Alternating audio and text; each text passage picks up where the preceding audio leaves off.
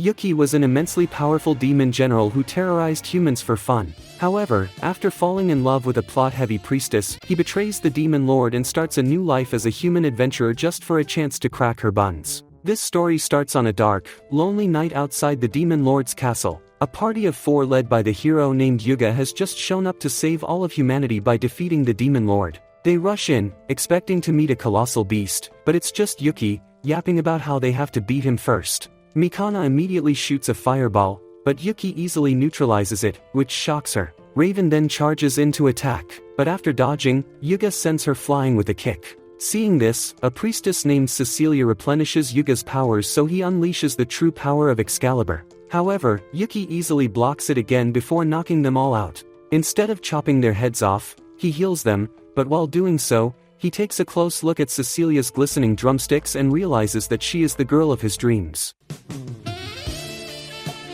Just then, his subordinates call him a creep for staring before asking for permission to unalive the party. After denying the allegations, he tells them to dump them at a nearby human village, and they warn him that the generals might get upset. 1 month later, General Zakil summons Yuoki for a meeting with the demon lord because he has fought the heroes' party 13 times and refuses to unalive them. After Zakil and the other demon general mock him for being a useless weakling, the demon lord asks Yuki why he refuses to unalive the heroes' party. Yuki then says it would be pointless to unalive weaklings like them, so the demon lord decides to have his subordinates do it. Yuki immediately recalls how weak his subordinates are, so he promises to finish the job by himself and returns to his room. While in bed, he reminisces on his fights with the party and notes that the only reason they haven't defeated the demon lord is that he is actually overpowered. He has been holding them back to stop unnecessary bloodshed, but with his subordinates' lives on the line and the fate of demonkind at stake, he decides to end things once and for all. Days later, Yuga returns with the girls and immediately pairs up with Raven to attack Yuki, but he easily blocks the attack and knocks them out without mercy. Mikana then unleashes her fireballs, and one actually catches Yuki by surprise, but he once again blocks it like it's nothing.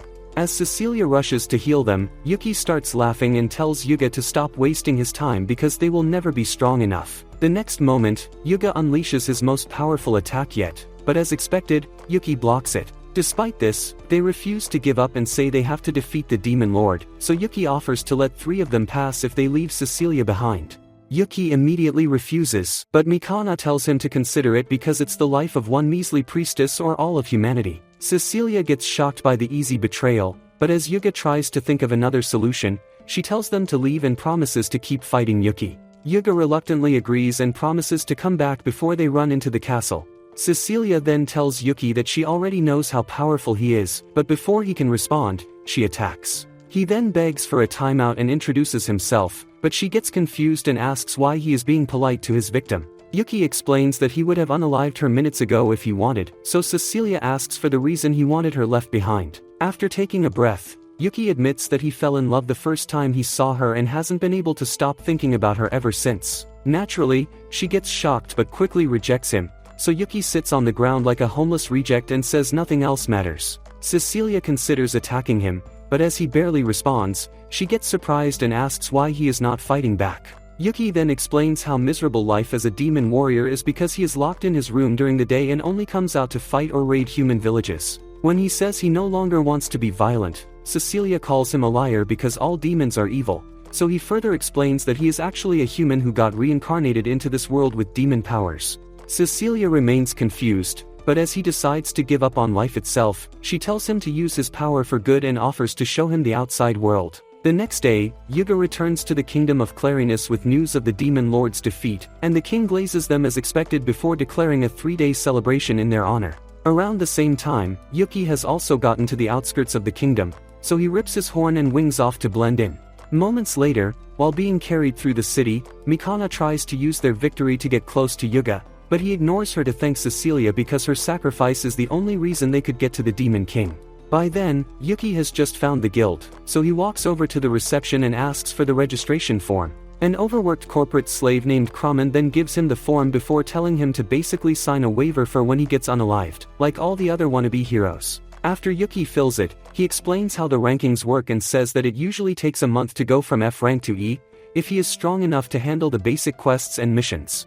He also warns Yuki not to lose his guild card because it will be difficult to get a new one now that the entire kingdom is celebrating. By nightfall, Yuki has already made quite a few bucks, so he decides to go even harder until he makes enough bread to be worthy of Cecilia's love. After a week, he returns to the guild to demand more quests, but Kramen flips out and asks why he can't get help from someone else. He then asks Yuki who he really is because no average loser goes from F to D rank in a week. Yuki immediately claims he is just an average guy who tries his best, so Kramen decides to stop the interrogation since he is not doing anything illegal. Right then, Cecilia walks in and tells Kramen to cancel the quest. He recognizes her, but she tells him to keep it on the down low before asking Yuki to follow her home. Much later, two guards see Cecilia's carriage approaching, and one of them gets excited until he sees Yuki stepping out of it. He immediately demands answers while holding a spear to Yuki's head, but thankfully, Cecilia explains that he is a friend. Minutes later, Cecilia serves Yuki some tea before telling him about the rumors circulating of some mysterious adventurer scaling through the ranks.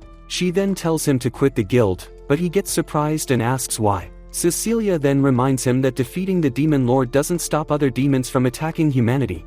Since the threat of demon kind is still very much alive, every human nation is seeking to improve its military, and they are all aiming for Yuga since he is the hero who defeated the demon king. Apparently, they have been sending baddies and all sorts of jewels to entice him, but Yuki quickly realizes that it's all a broader plan to make Yuga a pawn. Cecilia agrees that the nations are only trying to get an upper hand over each other, and they might eventually start fighting, all while dealing with demons as well. Since Yuki has the potential of becoming an S-rank adventurer, they will likely scout him as well, but the moment his true powers are revealed, he would become the greatest pawn and could quite possibly decide the fate of both demon and humankind. When Yuki reminds Cecilia that he still has bills to pay, she offers to find a way to hire him to work for her instead, but then he tells her to stop and says he will never accept any attempt to scout him since he only wants her. This makes Cecilia laugh, and after being thankful that he is still the dedicated simp that fell for her cakes, she tells him to keep being an adventurer. The next moment, her mom, Celia, shows up to see Yuki, and after she apologizes for how rude the guard was, her maid offers to break every bone in the overgrown dummy body. Celia then tells Sophia to leave and asks Yuki if he knows. While he wonders what she is talking about, Cecilia tries to stop her, but she explains that a bunch of guys, including Yuga, have asked for Cecilia's hand in marriage. Yuki immediately flips out and curses the anime gods for making Yuga hotter than him. However, Cecilia says that she has turned them all down, and Celia suddenly asks Yuki if he is ready to marry her. Yuki considers accepting, but after seeing the sad look on Cecilia's face, he tells Celia that he already asked her out and got rejected.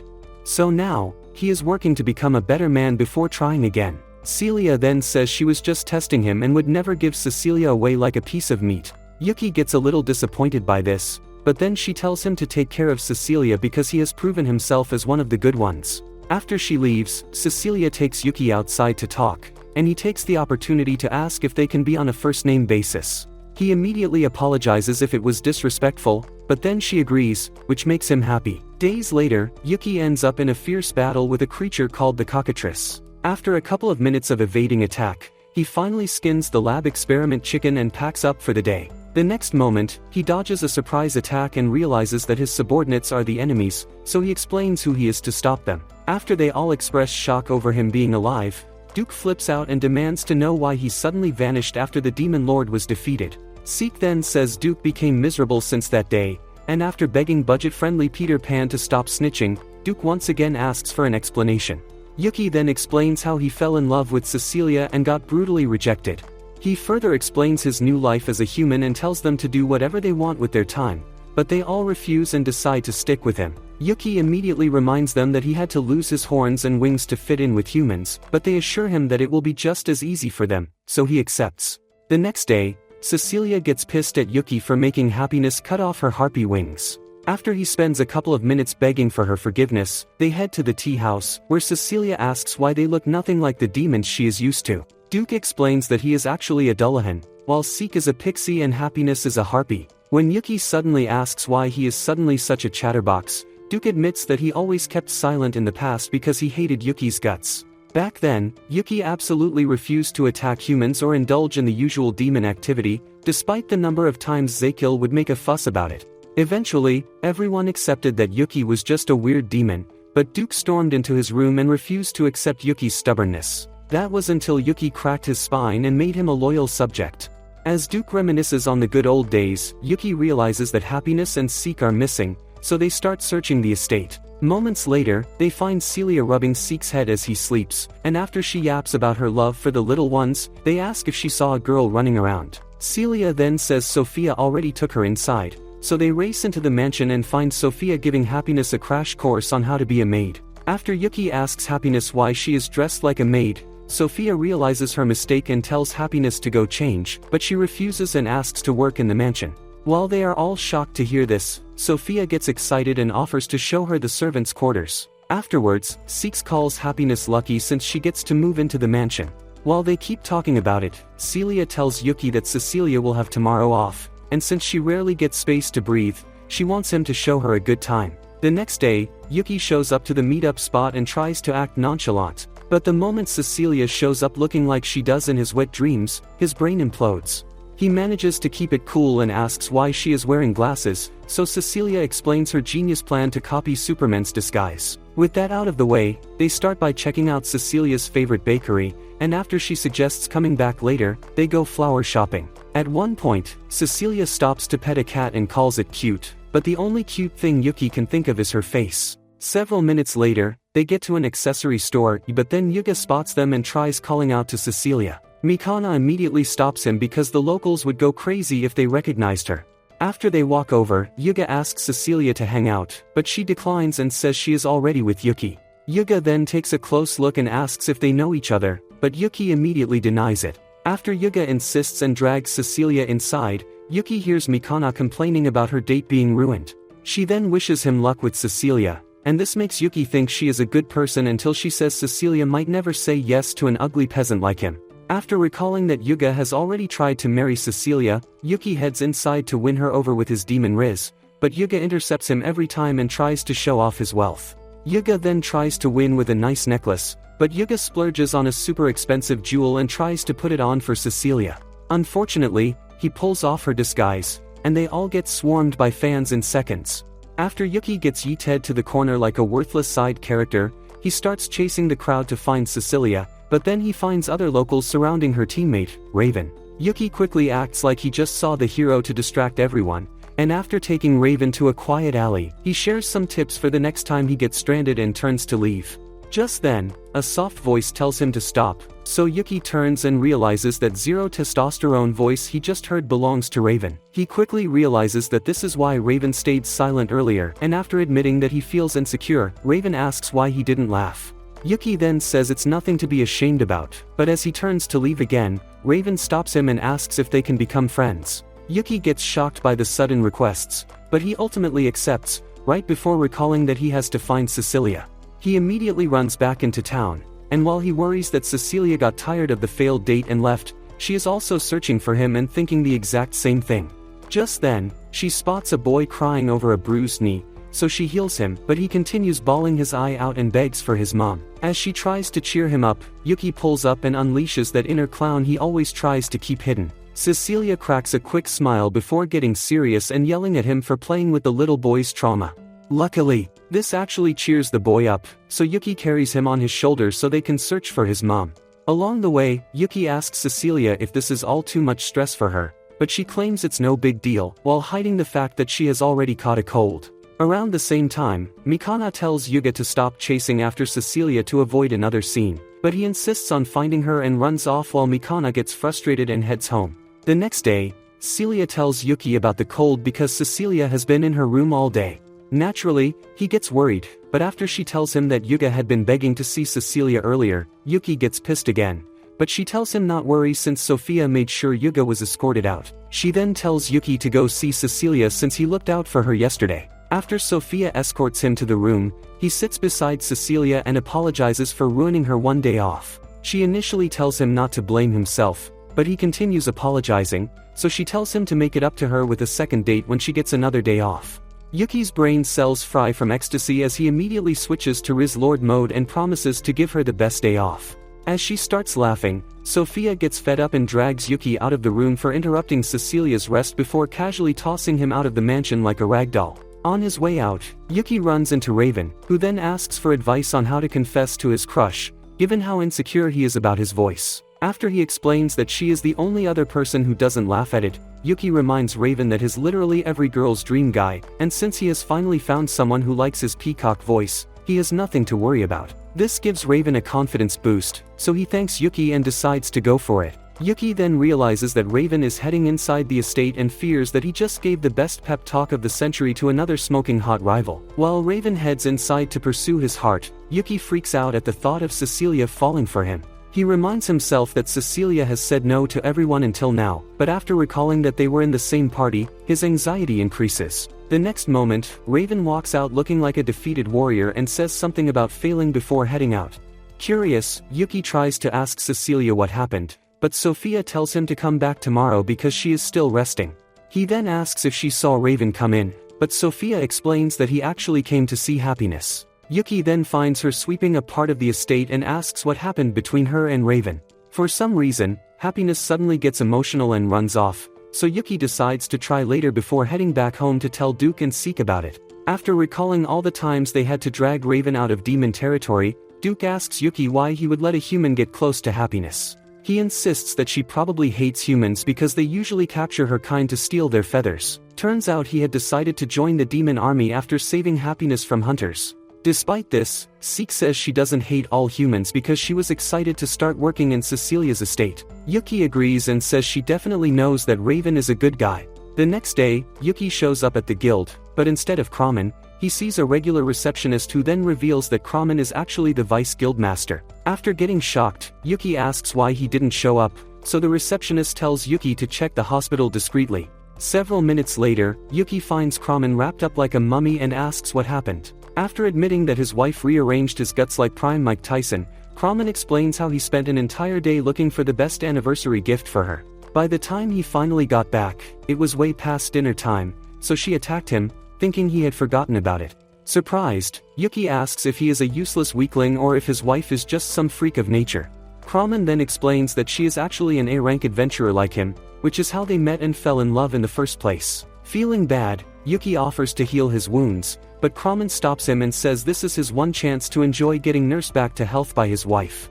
Just then, Sophia shows up to check on Kramen, and while Yuki struggles to believe that she is his wife, she fractures Kramen's skull for shining his pearly whites.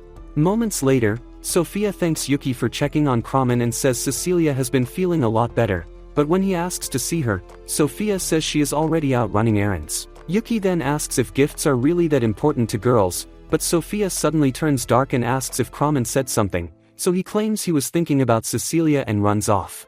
Minutes later, Yuki fantasizes about being married to Cecilia, but he quickly snaps out of La La Land since he needs to find Raven. After eventually finding his room in the night storm, he mentions Happiness' name to revive the heartbroken simp, who then asks how he knows her. Yuki says he has known her for ages and asks Raven how he fell in love with her, so Raven narrates the day he saw 3 worthless thugs troubling her in a dark alley. He quickly swooped in and scared the thugs away, but after she thanked him, he responded and immediately regretted it because she had just heard his princess voice. When she suddenly called his voice beautiful and claimed she envied him, his heart glitched, but she ran off before he could say anything. Since he recognized her apron, he knew she would be working at Cecilia's mansion. Raven is also surprised that Yuki knows Cecilia, so he explains how he started a whole new life just to simp for her every day. Raven immediately starts singing his praises and wishes he could be so bold about his feelings for Happiness, but Yuki tells him not to worry because she just has some unresolved trauma. Raven still feels down about everything, so Yuki takes him into town to shop for gifts. After getting something for Cecilia, he convinces Raven to get something nice for Happiness as well. However, as soon as they finish, Mikana shows up and asks what they are doing at a jewelry store. Yuki easily admits that they are shopping for love, but Mikana already knows that he has it bad for Cecilia, so she asks Raven who his special girl is. When he refuses to speak, she admits that she shouldn't have laughed when she first heard his voice. After sensing that they might get exposed, Mikana suggests going somewhere private, so they head to a restaurant, but the guys immediately stuff their faces to avoid having a conversation. Mikana catches on and claims she had intel about Cecilia, so Yuki folds and begs her to spill. She starts by asking about his progress with Cecilia, and after he explains the current situation, she tells him to stop thinking Yuga is a threat because Cecilia apparently hates his guts. Turns out he always found a way to conveniently enter the bath whenever they were using it, and their trips always took forever because the shameless playboy couldn't say no to the ladies. This makes Yuki feel a little better, so Mikana asks about Raven's girl, but Yuki immediately defends him. Mikana then admits that she is just curious to talk about love stuff, but this makes Raven realize that something else is up. After he assures her that Yuki can be trusted, she makes Yuki promise to keep his mouth shut before saying that a certain demon kept defeating them at the Demon Lord's castle. Yuki panics since she is talking about him, but he listens as she explains how they had to lie to the locals living in the village they used as a base. Since Yuga's honor as a hero was at stake, they spent weeks cooking up stories to hide the fact that they were getting manhandled by one dude. Eventually, the village ran out of supplies to feed them and started seeing through the cracks, but that was when Yuki made the offer to trade Cecilia. While Raven and Yuga hesitated, she agreed to sacrifice Cecilia because it was the only way to restore Yuga's honor. Unfortunately, this made him resentful towards her, and they can't seem to get back to the way things were after all this time. When Yuki asks if she has considered telling all this to Cecilia, Mikana says it would be pointless since she probably hates her guts as well. Yuki then tells her to think about it because it can't be worse than how she currently feels. For once, Mikana agrees with him and admits that he is not totally useless before leaving. This also gives Raven some confidence, so he decides to talk to Happiness again. However, when they get to Cecilia's estate, Duke refuses to let Raven talk to her and says he can't be trusted.